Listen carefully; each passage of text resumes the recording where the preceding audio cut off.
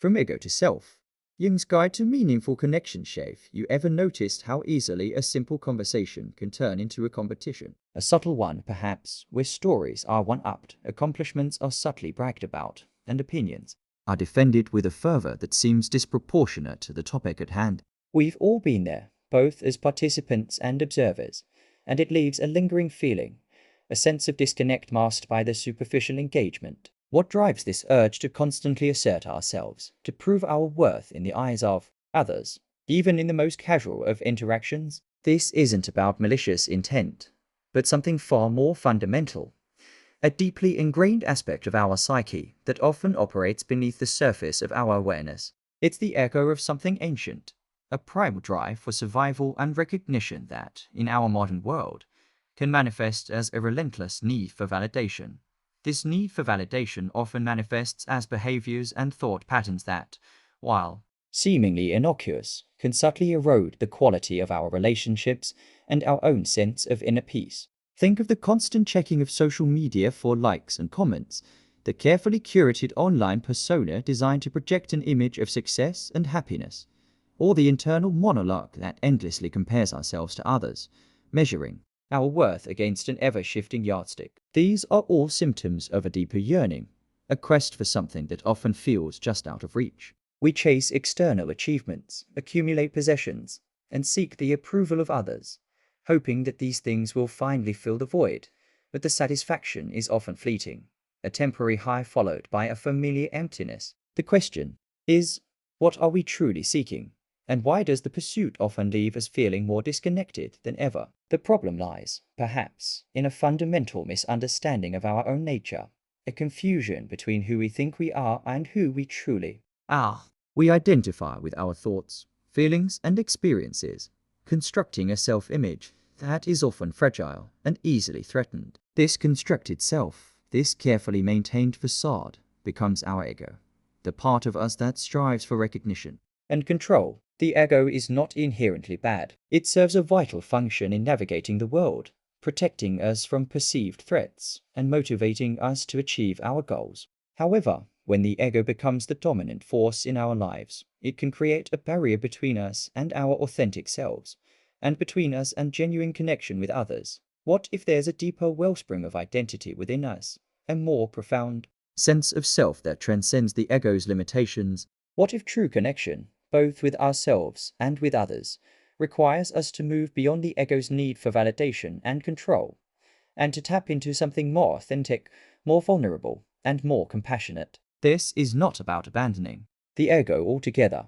but about understanding its role and learning to relate to it in a healthier way. It's about shifting our center of gravity, so to speak, from the ego's narrow focus on self-preservation to the self's expansive capacity for connection and meaning. The journey from ego to self is not a linear one. It's a lifelong process of exploration and discovery. It requires courage, vulnerability, and a willingness to question our deepest assumptions about ourselves and the world around us. It's a journey inward, a descent into the depths of our own psyche, where we encounter not only our shadows and fears, but also our greatest potential for growth and transformation. It's a journey that ultimately leads us towards a more authentic, meaningful, and connected life, a life grounded in a deeper understanding of who we truly are. This is a journey we will embark on together, exploring the landscape of the inner world,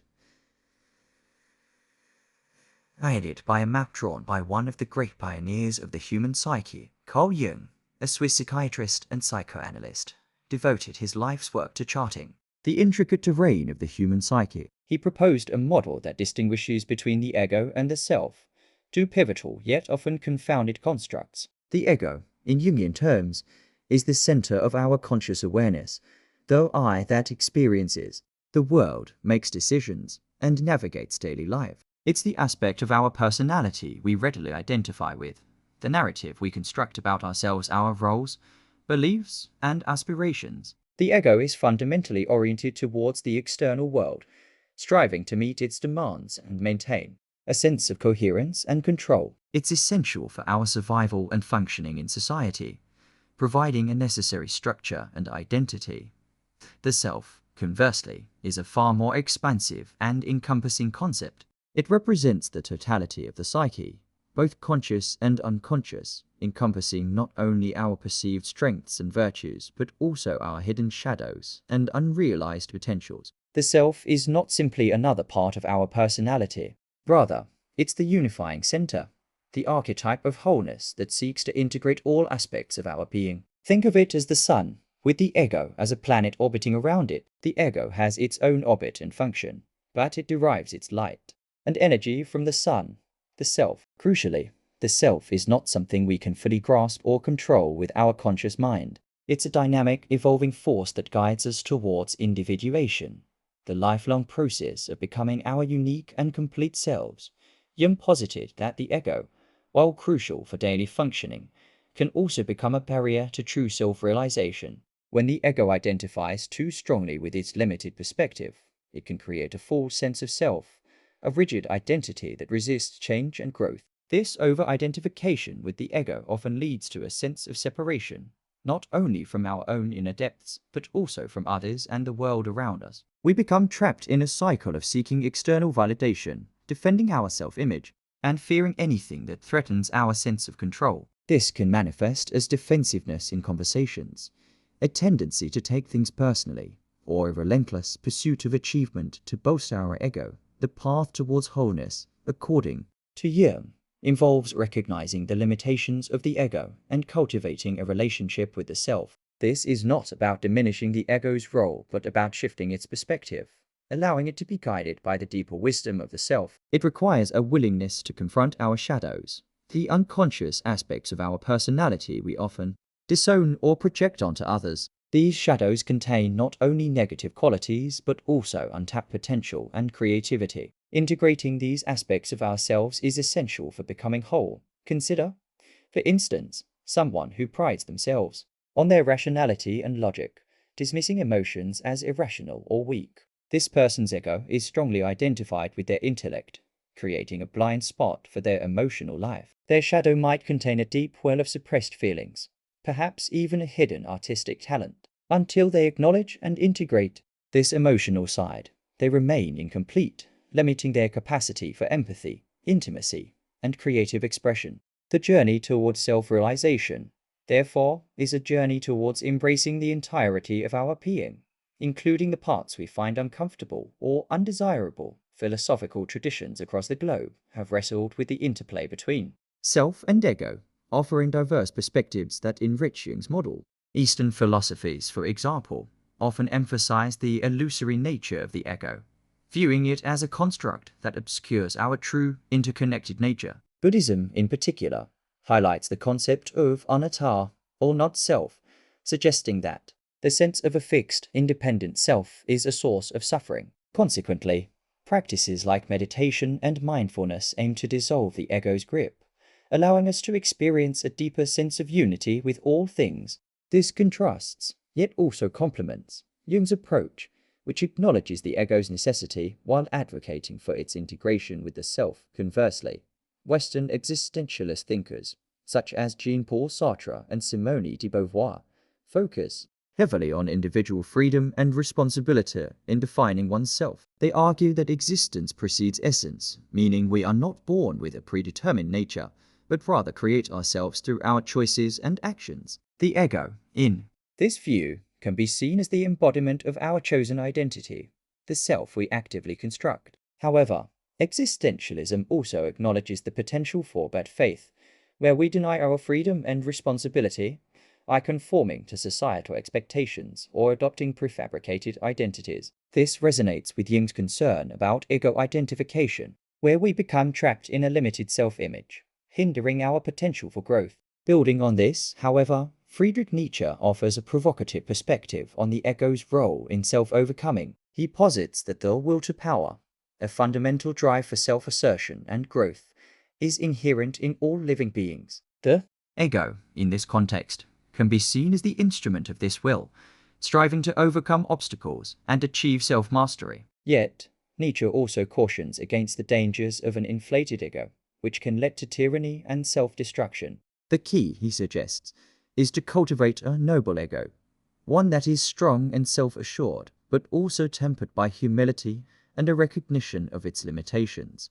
Another crucial layer is the perspective offered by depth psychology beyond Jung. Alfred Adler, a contemporary of Jung, emphasized the role of the inferiority complex in shaping the ego. He believed that feelings of inadequacy and inferiority are universal human experiences that motivate us to strive for superiority and perfection. However, when these feelings are not properly addressed, they can lead to an exaggerated ego, manifested as a need to dominate others or compensate for perceived weaknesses. Understanding the roots of our ego-driven behaviors, therefore, often requires exploring our early experiences and the ways in which we have attempted to overcome feelings of inferiority. Now, consider how this applies when you face situations where your self-worth feels challenged. Are your reactions stemming from a genuine need or from a deep-seated fear of inadequacy fueling your ego's defenses? Consider the subtle ways ego-driven needs manifest in our everyday interactions.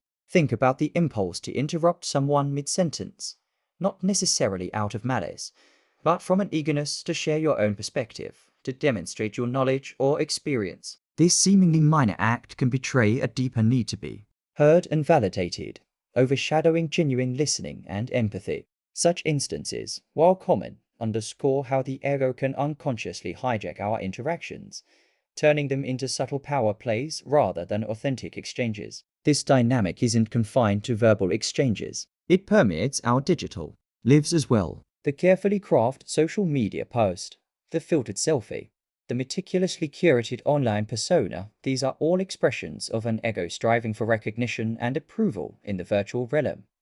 This craving for external validation, however, often masks an internal void. The more we rely on external sources to define our self-worth, the more vulnerable we become to the fluctuations of public opinion and fleeting trends. The fleeting high of a like or a positive comment can quickly dissipate, leaving us craving the next dose of affirmation. It's a cycle that can perpetuate a sense of unease and dissatisfaction, a persistent feeling that something is missing despite outward appearances of success or popularity. This cycle highlights a crucial distinction.